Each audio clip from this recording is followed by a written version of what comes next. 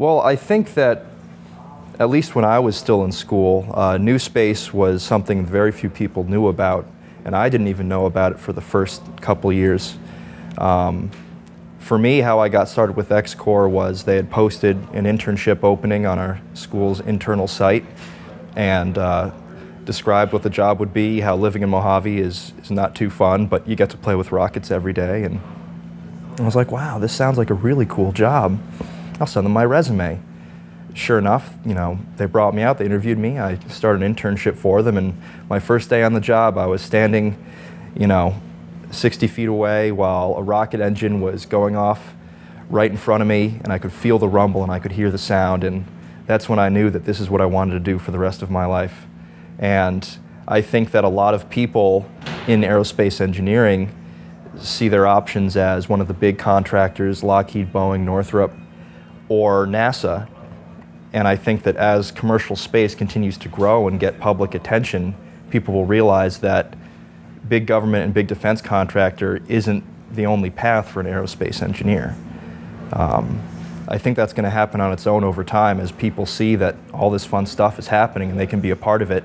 There's going to be so many young engineers trying to get in, we'll have to fend them off with sticks. So the attraction, as Tim Pickens says, is the smoke and fire. Yeah, it really is. It's a very visceral feel, and I mean, everyone loves fire and explosions, at least I do. And a rocket engine is just a controlled form of that. But it really, you don't really appreciate just the power involved with and the danger associated with working with some of this stuff until you're standing right next to a rocket engine, in a manner of speaking, as it's firing, and you're like, wow, this is some pretty intense stuff. Well, I'd say probably what inspired me most to go into aerospace engineering and what led me to NewSpace was the movie Apollo 13. I watched that as a kid, and it was just so inspiring, you know, seeing what we did back then and how there's really no limit to human achievement and what we can do when we put our minds to it. And I know I really want to go up to space someday, and I thought that if in 1969 we could put a man on the moon, by now I'd already be living there, but I'm not, so I'm going to do my part to change that. Is X-Corps the first space company that you have worked at? Yes, it's the first aerospace company I've worked at. I worked for Dassault Systèmes for a while. They make finite element analysis software and 3D CAD stuff, but X-Corps is the first real engineering job I've held, and I absolutely love it. It's a great place to work. What do you do there? Well, I do a little bit of everything, sort of what everyone at X-Corps does. We're a small company. We all have to wear many different hats to get the jobs done. What I've been working on mostly is building up our new test stands and designing parts for a lot of our ground support equipment so we can test and perfect our new technologies, which are going on Lynx, our suborbital vehicle. Speaking of Lynx, will it fly this year? I don't believe it'll fly this year.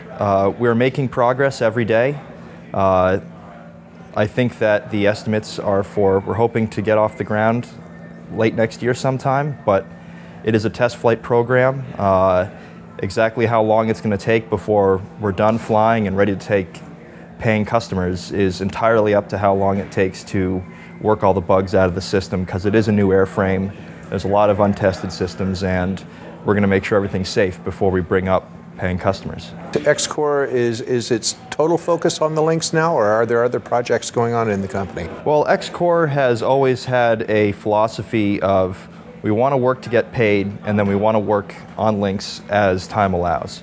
Because working on Lynx is pretty much entirely for us, and we still need contracts to keep the bills paid. So we get a variety of smaller contracts from a bunch of different sources. I'm not at liberty to talk about some of the big ones we're working on, but I've been working on a combination of both Lynx-related projects and projects related to other contracts we have for other commercial companies.